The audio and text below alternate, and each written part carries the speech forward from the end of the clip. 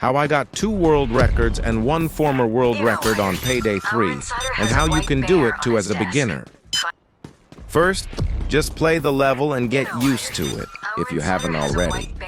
I know it sounds obvious, but you need to actually know how to complete the level and be fairly comfortable doing so before trying to speedrun it.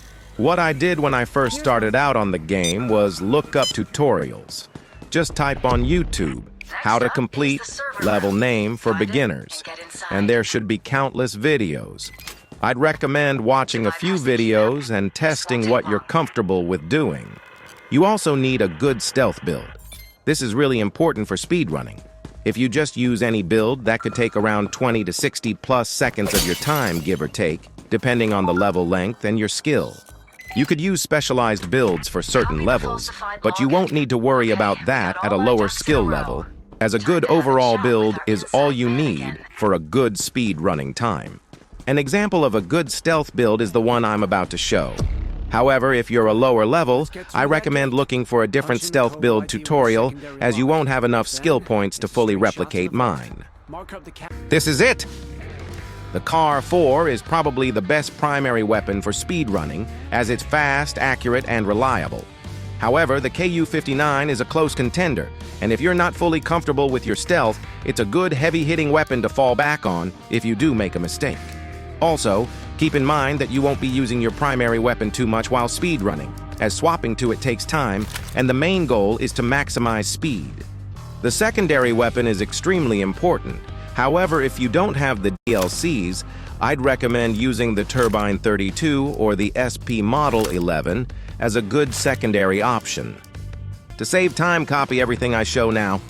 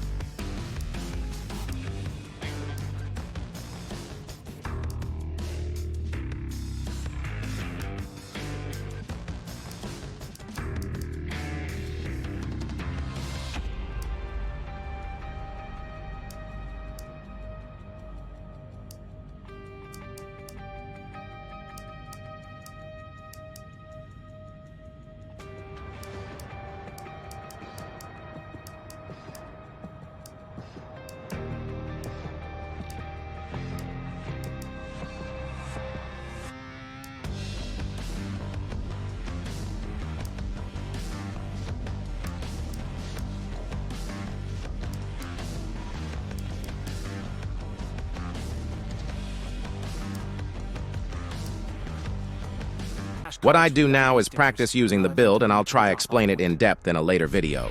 Once you think you have a better depth of understanding of the levels you want to speedrun, watch how the WRs of those levels play and try to get similar RNG to copy their route. Say, for example, First World Bank. Good RNG would be having everything, the inside man's office, the server room, and the manager's office, along with the QR code and key card you need, close together, like in the run I have playing in the background. Also, get into the habit of multitasking. What I mean by this is that, at the start of my speedrun, you can see me barely entering the inside man's office. Then, while he's giving his dialogue, I get the key card and the QR code instead of just waiting for him. This saves a lot of time. Also, use favors when the rules you're playing with allow them. They can save a huge amount of time on some levels. On maps like Dirty Ice, you usually don't need them, but on missions like First World Bank or Golden Shark, they're really important because they can cut out a lot of unnecessary work. Finally, as a beginner, focus on improving your movement. Like you can see me doing in this clip, it's a small thing, but it makes a huge difference over time. Also, if you're on controller, consider investing in control freaks, paddles, and maybe trigger stoppers to help improve your movement, aim control, and reaction time. Now enjoy this world record run. And at the end of the video, I'll show my settings too. Fantastic. Open the vault, and the prize is yours. Make sure to get those shipping ID stickers on the carts before you fill them up with cash. We need to make sure the money ends up in the... Wow, I like the look of that. All right, gang, time to throw that cash into the money carts. That's one.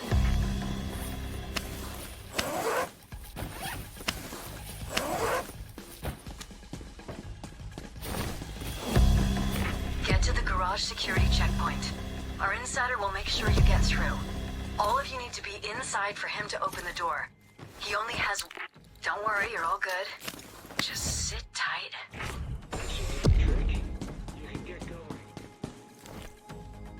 Hurt bad. You're good to move. Get to the garage.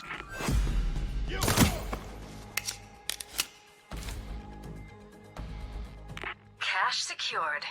Having an insider is pretty damn effective. And that's all she wrote. Time to head out.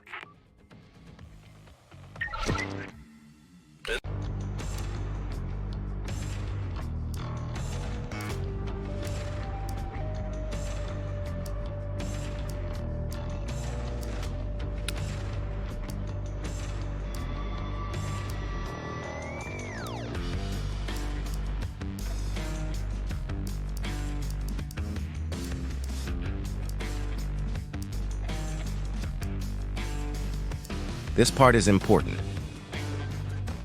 If show accuracy is on it, messes with your aim, in my opinion.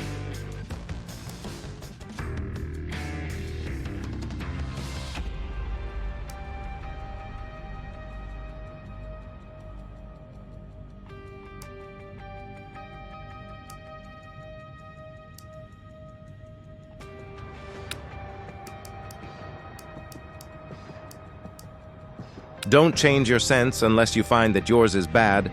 Also, don't change it really frequently. You need to get used to it.